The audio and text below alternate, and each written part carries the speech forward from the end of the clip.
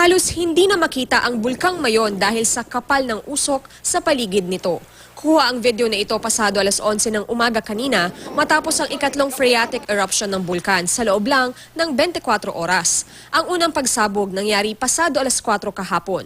Ayon sa PHIVOLCS, ang phreatic eruption ay pagbuga ng usok na may kaunting puwersang may dalang abo o recycled materials. Dahil sa malakas na hangin, may abong napunta sa Kamalig, Ginubatan area. Nakataas pa rin ang Alert Level 2 dahil sa posible pang pagsabog ng bulkan. Nakakita na rin tayo ng crater glow o pamumula ng bunganga. Sabihin may mainit na material o gas na lumalabas at maraming rockfall events na pagbagsak ng bato. Binabantayan ng mga otoridad ang posibilidad ng pagbuga ng magma ng bulkan. Pinagbabawalan ngayon ang paglapit sa 6 na kilometrong permanent danger zone sa paligid ng bulkan.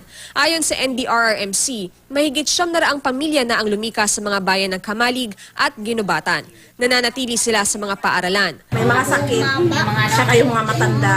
May mga asma. Sabi ng PHIVOLCS, ang ubo, sipon o hika ng isang tao maaring lumala sakaling makalanghap ng pinong abong mula sa pagsabog. Pagtakip ng ilong at bunganga ng dust mask o di kaya basang panyo o damit. Maaari din itong magpadula sa kalsada at makaapekto sa mga eroplano. Nagbabala na ang Civil Aviation Authority of the Philippines sa mga eroplanong dumaraan malapit sa bulkan. Kapag ang abo ay napasok sa jet engine na mainit sa eroplano, ito ay nagiging glass. At yung labasan ng hangin sa jet engine ay nababara. Victoria Tulad na Katutok, 24 oras. Wala munang pasok bukas sa mga eskwelahan sa Albay na nagsisilbing evacuation center sa gitna ng pag-aalboroto ng Mayon.